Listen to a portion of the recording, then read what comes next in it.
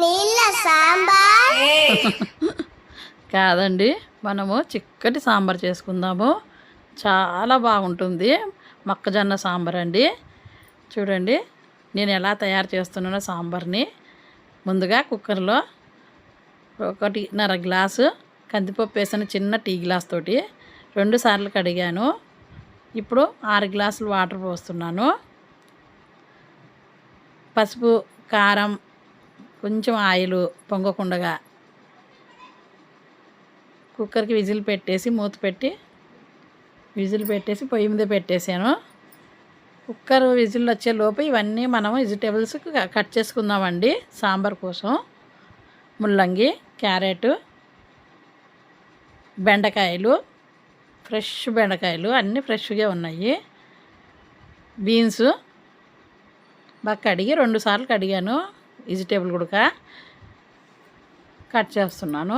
ఇప్పుడు మొక్కజొన్న పొత్తులు కట్ చేశానండి.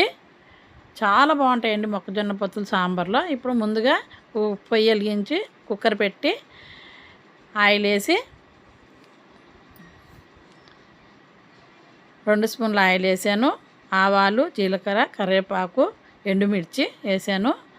ఉల్లిపాయలు కొంచెం వేగనిచ్చి ఉల్లిపాయలు వేసి కొంచెం బెండకాయలు వేసి వేగనిద్దామండి. కొద్దిగా వేగనిద్దాము. తర్వాత బాగా కలిపేద్దాము. ఇప్పుడు క్యారెట్, ముల్లంగి వేసేద్దాము. బీన్స్, మొక్కజొన్న పొత్తులు అవి స్వీట్ కార్న్ అండి, మొక్కజొన్న కాదు. నాకు స్వీట్ కార్న్ తొందర రావట్లేదు. స్వీట్ కార్న్ వేసాను. చాలా బాగుంటాయి. మొక్కజొన్న అయినా బాగుంటుంది, స్వీట్ కార్న్ అయినా బాగానే ఉంటుంది సాంబార్లో. ఉప్పు, పసుపు, కారం వేసేసాను. 2 పచ్చిమిర్చి చీలికలు చేసి వేసాను. చాలా బాగుంటుందండి సాంబారు. మొక్కజొన్న సాంబారు చాలా బాగుంటుంది. 3 టమాటాలు కట్ చేసి వేసాను. ఇప్పుడు పక్కన పప్పు ఎనిపించుకుందామండి. ఇవి వేగేలోపు పప్పు ఎనిపేసుకుంటే సాంబార్ రెడీ అయిపోతుంది మనకి. పప్పు ఎనిపేసుకుని చింతపండు పిసికాం కదండి, పిండేసుకుందాము పప్పులోకి. బాగా కలిపేసి పప్పు గుత్తుతో బాగా కలిపేసి ఇప్పుడు ఆ సాంబార్ని చిక్కగా పోసుకొని మనం చేసుకుందామండి సాంబారు.